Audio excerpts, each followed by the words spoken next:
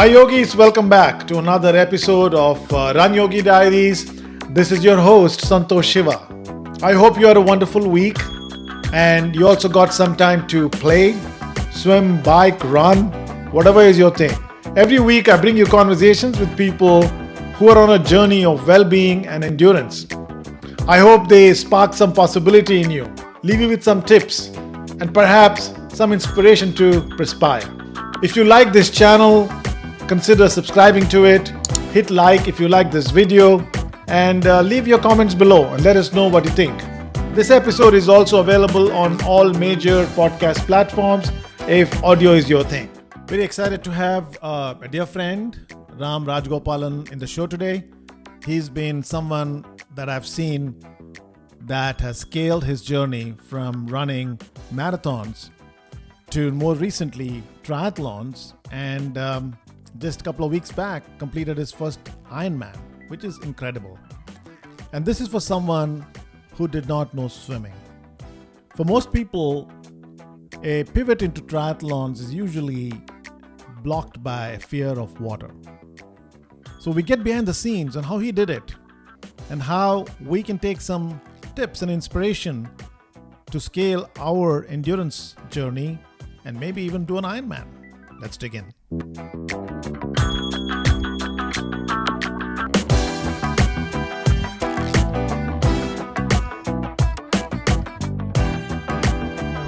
Ram, welcome to Run Yogi Diaries. Thank you. I'm looking forward to talking to you. Finally got hold of you. Yes. You had to do the Ironman to say yes. Well, it wasn't the reason, but I think doing the Ironman, I felt like, okay, I owe a lot of people thanks. And this would be one way to do it. Perfect. So, so glad to have you on the show, Ram. Thank you. We've run together, and you obviously are a very inspiring figure in the community, doing some pretty cool stuff, running across the world, doing the Ironman recently, and so very stoked to have this conversation. All right. So I'll probably do a quick intro of what I know. Okay. Of who you are. So Ram Rajagopalan, lives in Woodlands, Texas. This is getting recorded in Houston, Texas, and you are originally from Chennai in India, and Yes. Background in technology as a professional. Yeah. Retired now and Yes. living well. Living well. Retired. Living well and living healthy. Yeah, living well and living healthy. You've been running for a while, from what I know, you've done 20 plus full marathons at least. Yeah, about 17 of them, but I've been Close. since 12 years now. So Yeah.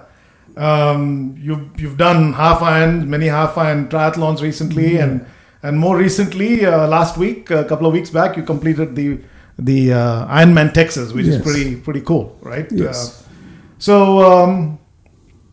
Married. I know Sumna also runs with us. So, anything else I missed? 2 kids, and they run too. All right. So the running runs in the family. Yes. Perfect. So awesome. So maybe we're here to talk about your journey and maybe take a few lessons from what you've done right and. Yeah. Also learn from what you've not done right in your Plenty journey. of things. So we don't repeat, we don't reinvent the wheel. We learn a few things from you. But before we get into all of that, maybe we do a bit of flashback, right? Okay. Where it all started. Were you someone who was active when you were a kid, young, and? I mean, as a kid, yes, I was active like any other Indian kid. We played outside the house, but there was no active running involved. Mostly cricket, as everybody else does there. But running started when I was in grad school in India. When I was in the dorm, we used to run a little bit. But then when I came for grad school in the US, I ran with a couple of friends. But, those runs were like 2 miles at the most. It'll be 1 mile, 2 mile on a Friday evening. And then we called it done and had a beer and went home. So the beer was more, the beer was more important. That's right. So seriously started running in 2010. When I came back from Middle East, I always wanted to run. I definitely had a passion for it, but I always were limited by 2 miles or 3 miles, and that is it. And so I saw a program in the Woodlands recreation thing and Parks and Recreation.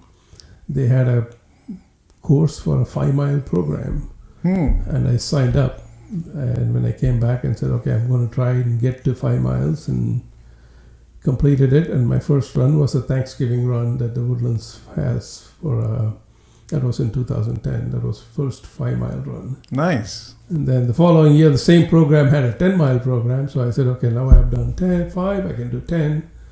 And then soon after that, I did my first Woodlands half marathon. Nice. That's when it all started, really. I mean, until then, it was still kind of like, I wasn't a good runner. I was very slow in what I did, but I kind of wanted to do it to kind of prove myself. So what got you? What got you prompted? What was the motivation to go sign up for that 5-mile course? But I think there was definitely, I had an interest in running, and there was no question about it, because I did it on my own, and I always found myself making an excuse around the 2-mile mark and walk back home. And I always felt like I could do more, but it just, doing by yourself when you're not that capable is difficult. So this program actually gave an opportunity where you're training with a group of people. And I learned over time I do much better when I am with a group of people than by myself. So almost any endurance activity kind of lends itself to a group behavior than individual sport. So that's how it got started. And once I got into the first half marathon, I joined a running group, and after that I never looked back. So what? So for different people, it's different things, right? For some people, people start with weight loss as a reason. For some, it is just social. For some, it could be a feeling of satisfaction. What was it for you? What was behind your? I think definitely the health aspect is there as an objective, but it was not weight loss per se or anything. My weight's been kind of hovering around the same weight for as long as I can remember. You're one of the lucky people. It's plus or minus 2 pounds whether I run or not, so it's been fine. But I think there's a certain the feeling of accomplishment when you do a long run, and the satisfaction that comes with it definitely is very addictive. I think the more you do it, I find myself looking for the next challenge to pursue. And so that's how the half marathon, the first marathon started, which was, I can tell you, was a disaster. What year was that? First marathon? First marathon. I wanted to do it before I turned 50. And so that was 2012. And I think 2012, yeah. No, 2014, sorry, 2014, 162. And I did the training with the group, and but I didn't learn much about nutrition. I just kept to myself what I did, and did a lot of mistakes on the race day. I figured, well, join a pace group on the fly without thinking through whether I can do it or not. Well, what pace group did you go? I don't recall exactly. I was trying to do 4:30 is what I remember, which is way too fast for me. And then I said, okay, and I didn't hydrate properly. And did the first 13 miles with the pace group, and the pacer dropped on top of it. I didn't hydrate very well during that run. And around mile 10, my calf started cramping big time. So I limped along to the 13. At 13-mile mark, I figured, I have one more loop to do. There's no way I'm going to be able to do it. And I just pulled to the finish line, called it a half marathon. Okay. So and this was I was very disappointed. But nonetheless, yeah. it is what it is. You accept failures as part of this sport. And the first one was a real failure.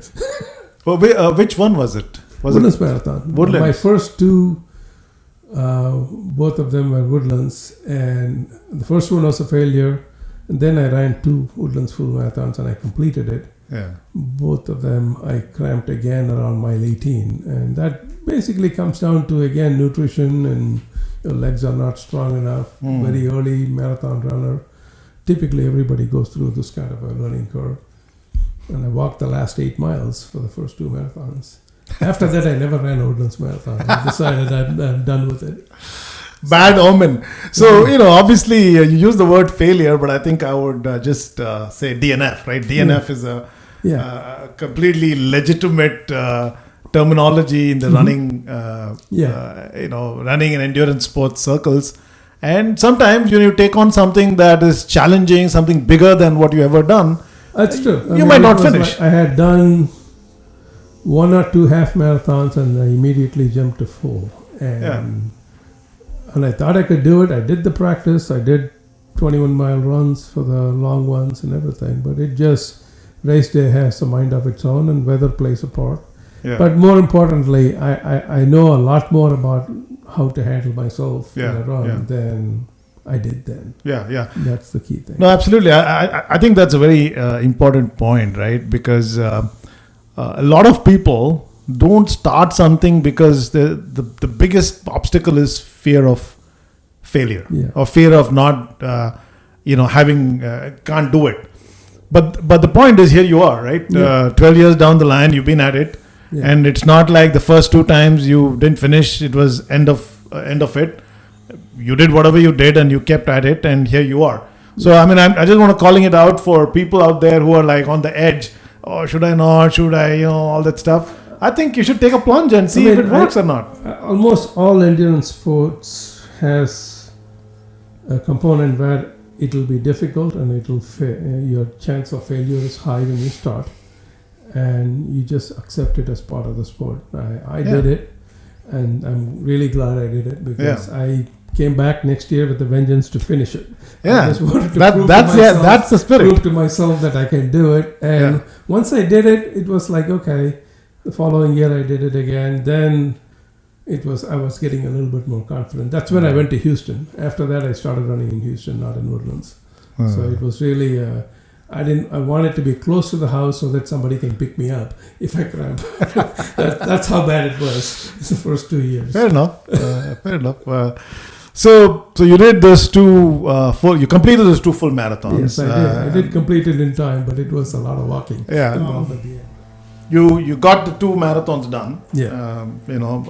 Walking is completely legitimate. Yeah.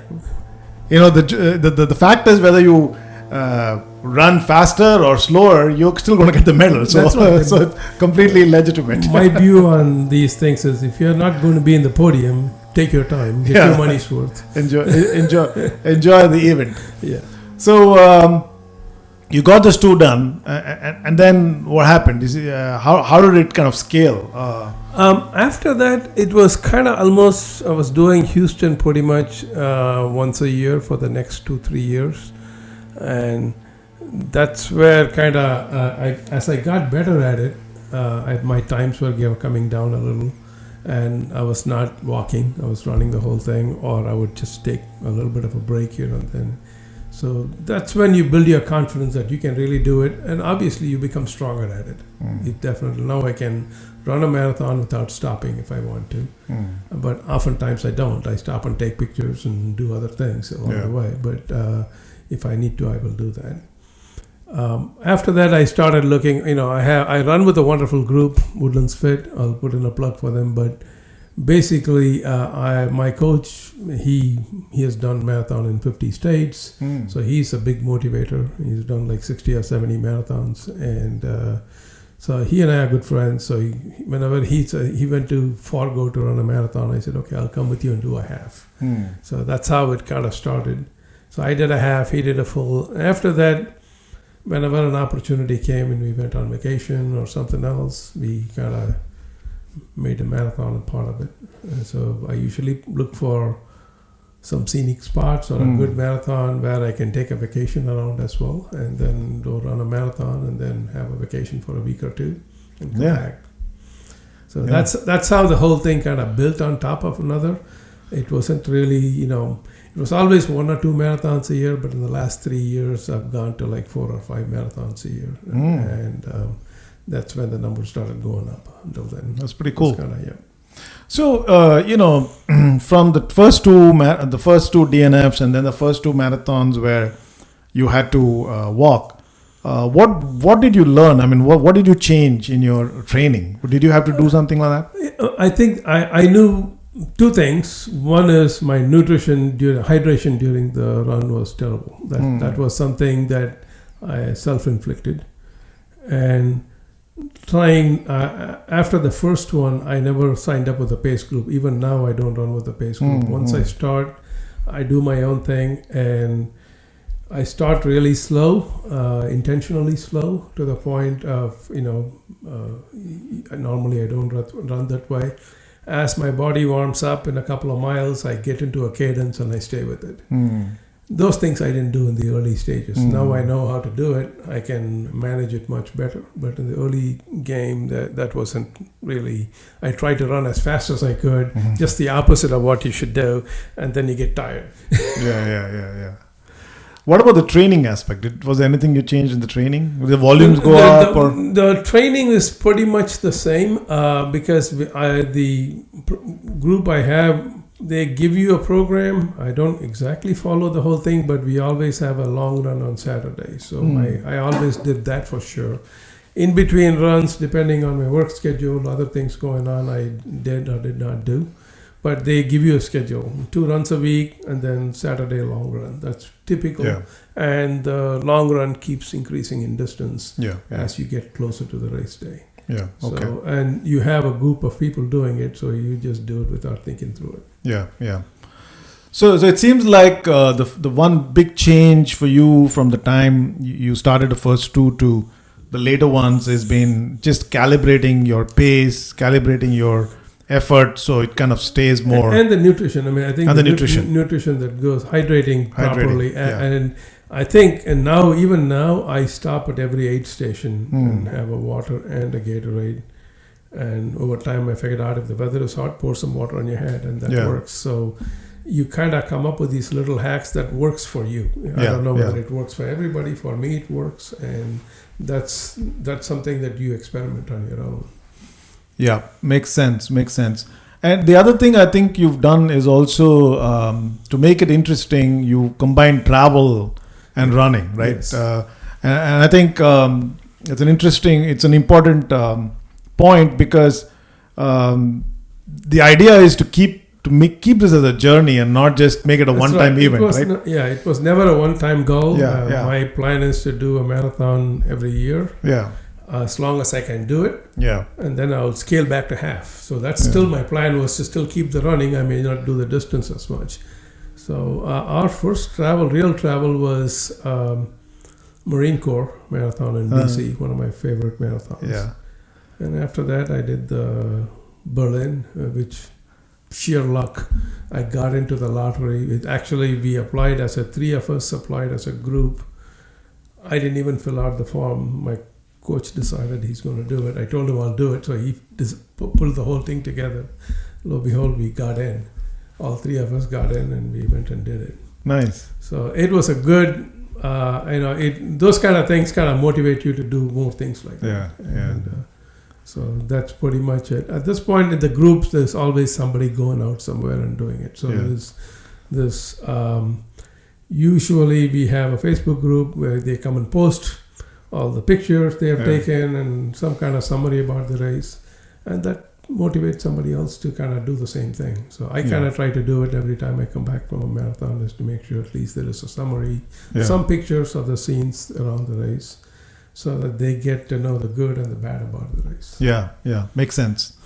Yeah, Marine Corps, I've done Marine Corps too. I've really enjoyed that. I have not still done any international marathon yet, but seems like Berlin is a favorite. It's a flat course. I mean, Berlin is a flat course. It's one of the majors. Yeah. So it's kind of, I keep applying to London and New York every year, and I've been rejected 6 times so far. So it's like you keep applying. It doesn't cost anything. So and you're the kind of guy who doesn't give up. So so I'm sure you one of these days it'll happen. It is going to happen. It's going to happen.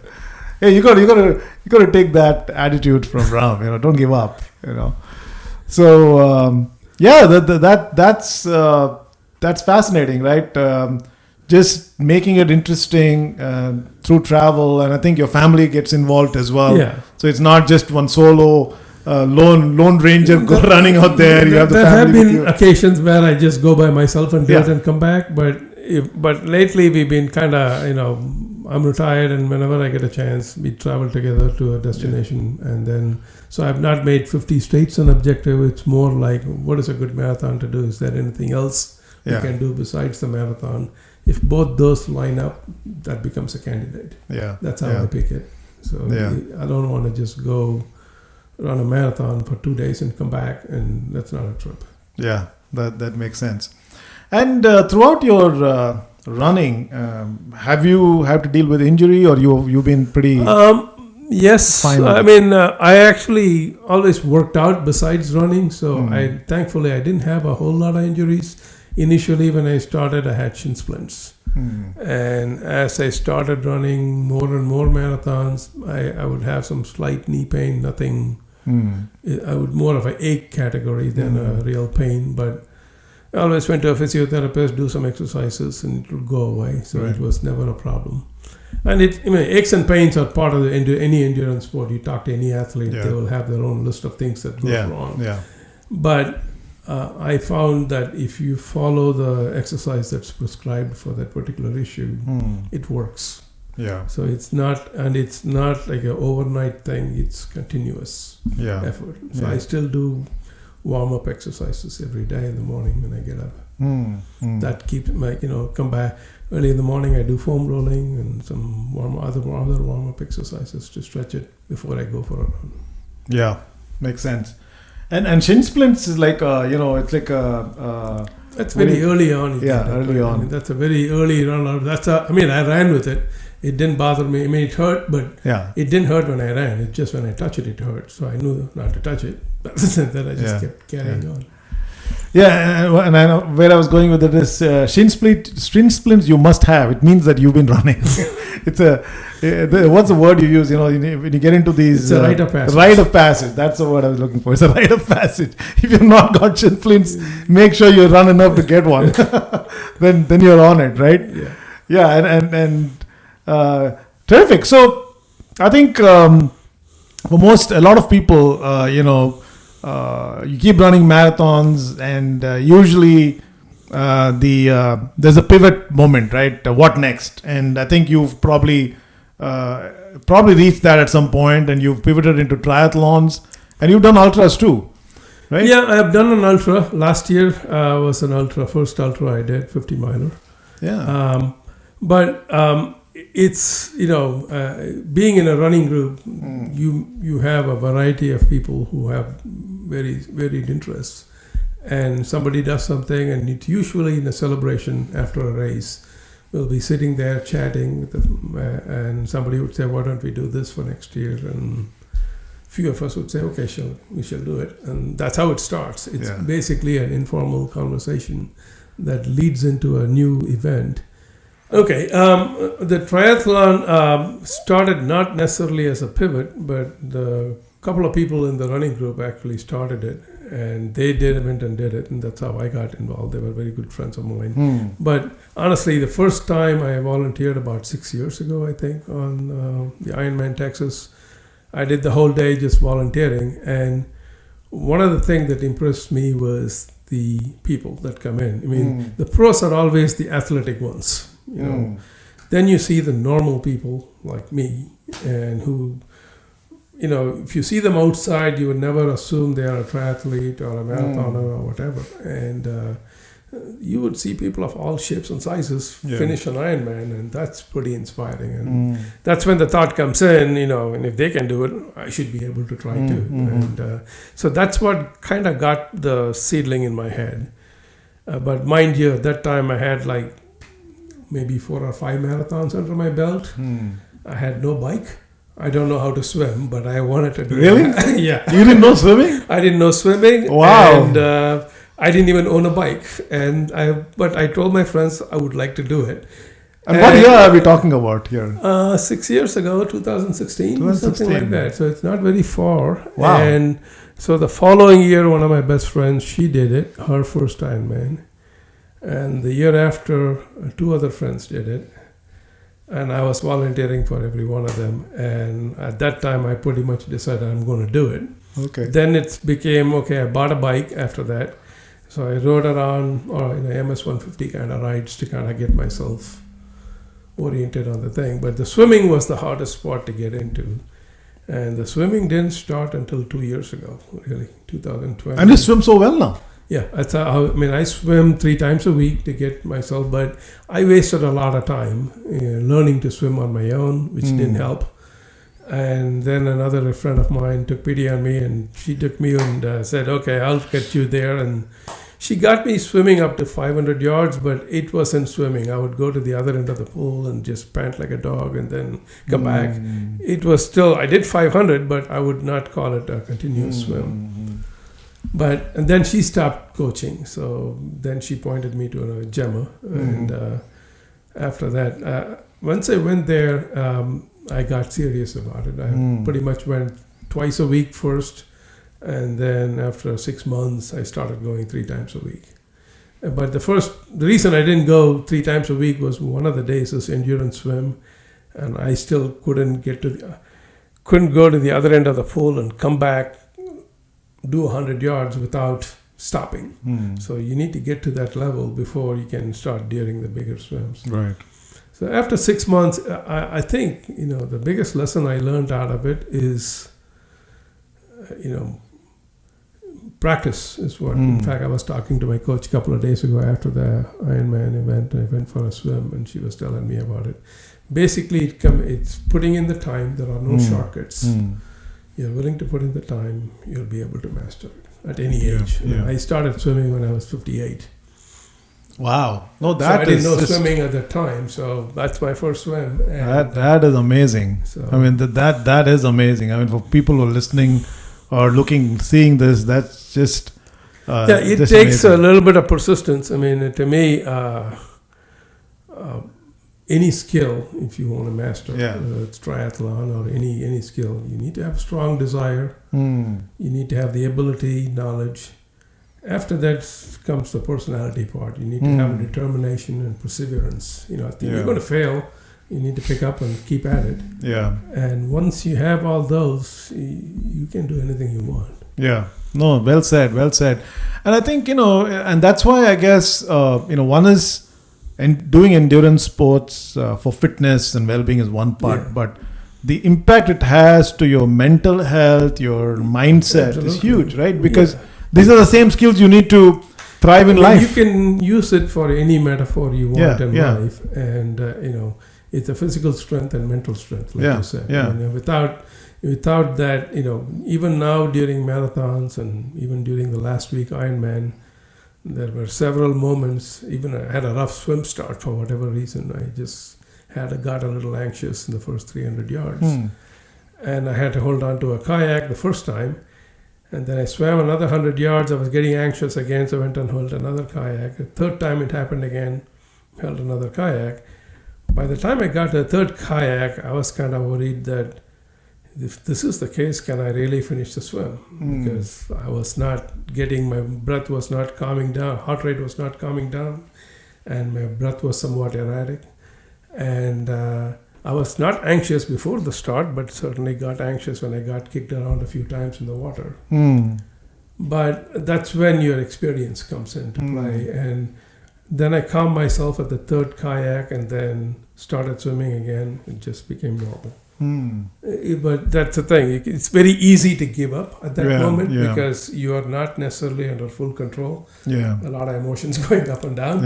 And that's when you kind of have to use your experience to kind of guide. And same thing with the bike. It wasn't an easy bike ride. The winds were just horrendous. But and when I went through the first 20 miles in the headwind, my only thought was, God, I have to come back and do this again. And that's the thought that kept coming to my head. Not the tailwind, which is going to get me really fast, but it's you anticipate the other pain that's going to come in really soon. But it worked out at the end. It all came through.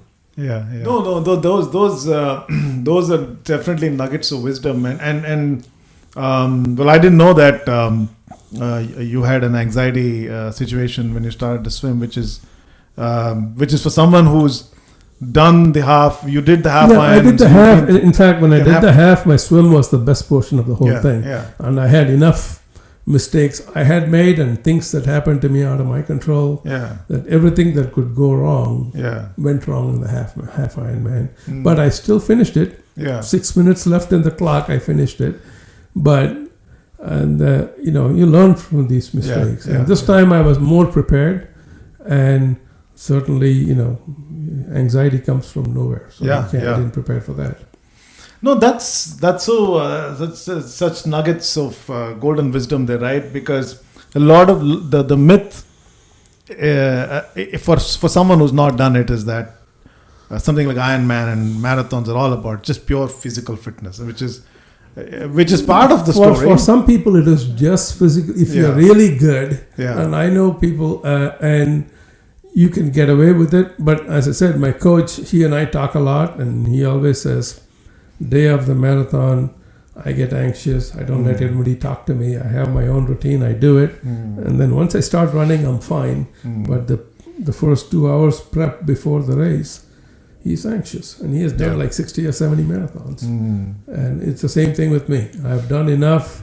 I know I can do it, but that first part, there's always this, something you could get a cramp, all these things.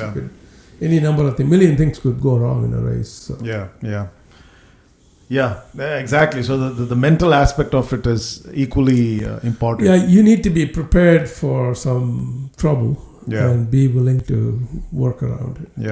I think that's the key aspect of any endurance sport. It's never going to be smooth sailing. Well said. So, just to come back to your how it started, right? The triathlon, you started volunteering. Volunteered last time when you were running, so here's a T-shirt. Inspired you, but and then a lot of South Asians, like Indians, right? Especially have of our generation have not necessarily all been trained in swimming. Especially the urban areas. If you're from an urban area, you've not had the opportunity to swim. That's right. And it stops people from trying to get into triathlon. That was my biggest handicap, and to be honest with you, that was the reason it took this long to do the Ironman. If I had my way, I would have done it 3 years ago, if I had known how to swim. But swimming, it's not just swimming. Once you learn swimming, then you have to learn open water swimming. Then you have to get over the fear of open water swimming. And once you get over all that, then you're ready to do a race. So I went through all these steps, baby steps to get from one to the other. Then did a pool sprint triathlon a year ago. And then after that, I got into a half Ironman and then followed it. The half to full wasn't a big jump. It was a lot of work. Definitely a lot of work. But when you have done a half Ironman, you have a good baseline. So technically, you could do it with a 5 months worth of hard training. But for me, since I didn't know swimming 2 years ago, it was basically a 2-year effort. That's the so I think for people who are listening to this, that is a huge message, right? You can start. It's never late to start. I know people who are in their 70s, in the 80s, who have done the Ironman. In the Ironman Texas, the oldest person was 82 who did it. And in terms of training for something like an Ironman, right? Like you said, the biggest mental obstacle for you was probably doing the first half because it was but then doing a full Iron was more of scale and increasing number. So what does it take? Like how many hours of training are we talking about in a week? Triathlon, you have 3 disciplines: running, biking, and swimming. I would typically add 2 more. In a sense that you need strength training and nutrition. Nutrition, you kind of do it. It's not like a lot of work. You just hydrating and eating the right food and keeping your energy level up at the right level during the race.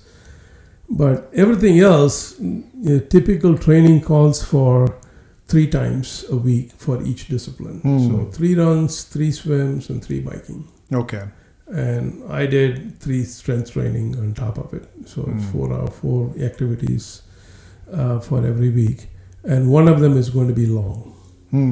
So it'll be one long swim, one long run, and one long bike ride every week. The rest of them are 1 hour. So typically my day involves somewhere between 2 to 2.5 hours every day during the weekday. Weekends could be 3 hours or 4 hours depending on what we are doing. You know, if you're riding 40 miles, it's going to take 2 hours. If you're riding 60 miles, it's going to take 3-4 hours to do it. So that 60 and 70 and 100 you do as you get close to the race. There's a whole schedule you follow. And I followed a schedule that it's called a simple triathlon schedule. It's nothing complicated about it. It just slowly increased the mileage on all these 3 disciplines, and it worked. Yeah. And that's for the full iron, and you probably scaled down for There's a similar iron. schedule for a half iron, as well. yeah. A very similar schedule. Yeah. There's a schedule for Olympic and sprint. Yeah. So you talked about nutrition. So is there anything specific you do different from before you were an endurance athlete? Now I changed focus a little bit more on protein intake, and I don't eat meat as much, so I take protein shakes pretty regularly. I make my own smoothie in the morning with all kinds of protein powder, and then call it my protein binge in the morning. And a week before the race, I start hydrating pretty heavily with electrolytes to keep my electrolyte level up in my body. And then the week of the race, you have to have a plan on what are you going to do. For Ironman, I actually wrote down in a piece of paper what am I going to eat and when am I going to eat it. Because at each transition, you're given an opportunity to come to your bag, change clothes or put a helmet on, put your shoes on, whatever. At that time, I'll read the piece of paper I've written down, because in the race euphoria, you don't remember everything. And during the run, I decided I'm going to have a gel every 5 miles. So that's a discipline you have to kind of go through. Okay. And hydration, of course, during the bike. I mean, that's extremely critical. Right. So I guess one thing I'm taking is protein is definitely been on a... other than that, I didn't do anything special. I mean, I didn't do any kind of special diet. I ate regular food. And one thing about the triathlon is you're always hungry. Okay. So you eat to your heart's content, but stop it after the triathlon. Yeah, that is something I don't do after I stop training. My food intake goes up. I haven't done that yet, but I'm using this 1 week as an afterglow period. And then hopefully I can. But my plan is to start training again. So my plan is to scale down the training a little bit for the next 2 months. In October, it will start again. Yeah. And you also did we talked about that. You also did the 50-miler ultra. Yes. Right. How's that? It was more of that actually, indirectly it helped me in my triathlon, because one of the things you realize when you do a 50-miler, which was my first one, so I didn't know what to expect out of it. I was the weakest link in the 3 of us who did this. And at the end, it was a 16.5-mile loop to complete the 50-miler. And the first 2 loops, we kind of did our own pace, but we were within eye shot of each other. The second loop, one of them got cramps, and we kind of gave him salt tablets and keep going on. And then during the third loop, one of my friends actually had a hard time running. And so we decided we will walk the last loop just to make sure that we don't leave somebody behind. Okay.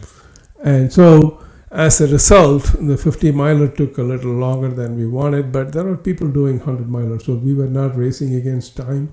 We were power walking the 16 miles for the last loop. And we finished it in 16 hours. So where it connects with the triathlon is, so at that time I kind of knew I can handle 16 hours of activity, physical activity straight. And it just magically, the triathlon took me 16 hours and 22 minutes. So it's kind of I think it helped. A lot of these sports require you to be on the foot or be active for an extended period of time. You may do all these individually, but at the end of the day, you're going to do it together. And that's, if you're a pro, you can do it in 8 hours, but normal human beings is going to be 15, 16 hours. My expectation was it was 15, but it turned out to be 16. I'm quite happy with it. Yeah. For the Ironman, right? Yeah. Yeah. And what, the cutoff is 24 hours? 17. Okay. So it's 17 hours from the time you start. Okay. So, what next? What next? I haven't really, I don't have any kind of new endurance event I'm planning. At this point, I'm not going to do another full Ironman, at least next year for sure. Whether I do one again, I have to think about it. I don't know. It takes a lot of energy out of you. There is no question about it. If I have a good group, I wouldn't mind doing it, but it won't be next year. But I would like to do several half Ironmans, around the circuit. Yeah. There are several good places to go, and just like a marathon, you could just go to Phoenix or Alaska or whatever and do a half Ironman there. I think we covered a fair bit of ground here. We spoke about your running journey. We spoke about your triathlon. We kind of covered what next. Anything else we missed? No, at this point, really, if people want to do it, I'm more than happy to provide the resources for them, where to do it and what to do and all that. But I think it's up to each of them to figure out their journey. It's really a journey. It's not a race, because that's just a one-day thing. You meet a lot of people and you develop a lot of relationships. And that helped me through the Ironman. Everywhere I went during the run course, every mile there was somebody I knew that was cheering me along and letting me go further. So that played a huge part when you're in a long day, in the last 4 or 5 hours of a race. That helps quite a bit. Yeah. Terrific. So, we're kind of coming to the end of our conversation with regards to your journey, but I do have a fun Q&A round with my guests. Okay. So, you ready for that? Okay. First thing we all talk about food, nutrition in the endurance circles. One thing I love to ask people is, what's your favorite junk food?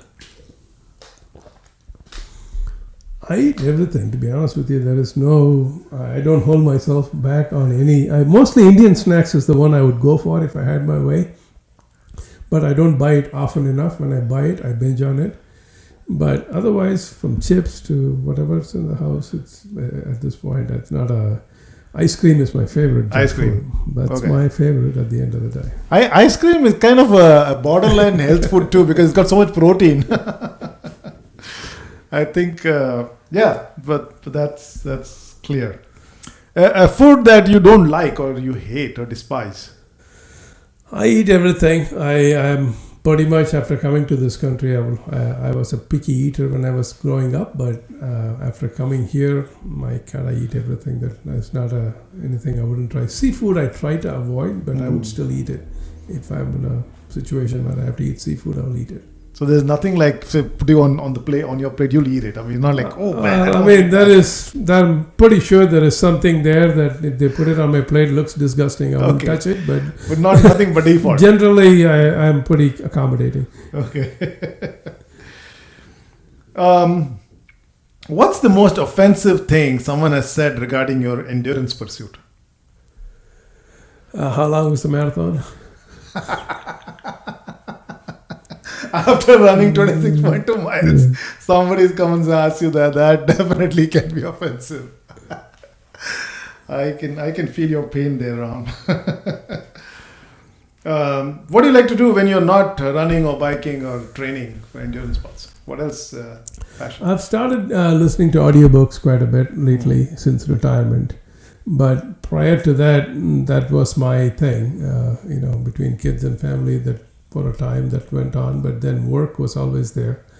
So I like working out. So health and fitness is definitely, I have a strong passion for it. So I try to do it even whether there is a race or not. I see myself continuing to do that. Right. Okay. You're reading, you said audiobooks. Anything interesting you read recently?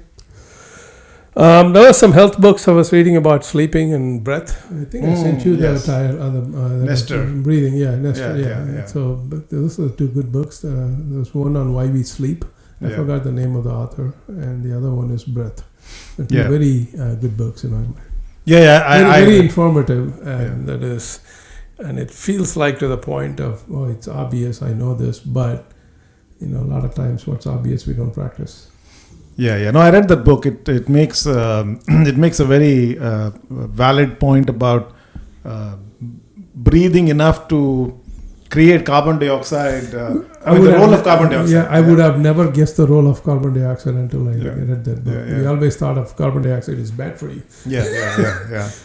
So I do. In fact, after I read that book, I do now run consciously, try and keep that 5 seconds to 6 seconds breath cycles. I train right now when I am by myself running on a weekday and nobody's running next to me, then I would just do nasal breathing alone. And I try that, and it's effective. I can see it working. It's difficult to kind of practice, just like controlling your heart rate. Yeah, it's difficult. It's the same thing, but as with practice, I've gotten easier over time.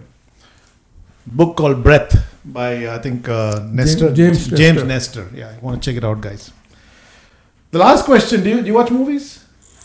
I watch movies, but mostly action movies, local Western movies, action movies. So I have a movie question for you. Yeah.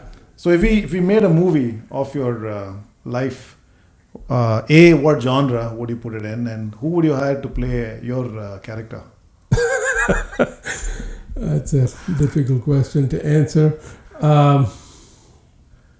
I thought you were going to ask what's my favorite movie, but that would have been easy. I don't know, but my life's not been that interesting to have a character that come and play me. So I think I live a pretty ordinary life. So I think... make something up. I think Forrest Gump comes to my mind. Actually, he's a runner, so... Tom Hanks. You asked Tom Hanks to play you. Why not? And genre? Drama. Drama. There's a lot of drama involved. Runners always have drama. Okay, we get that. Cool. You did well. All right. Q&A. We learned a few more things in the process. So, kind of coming up to a wrap up here, Ram. Any wrap up message to our audience here? I think, endurance sports, personally, I feel like it has made my health a lot better. I feel like I'm in better health I'm going to be 60 this year and in better shape now than I was in my 30s.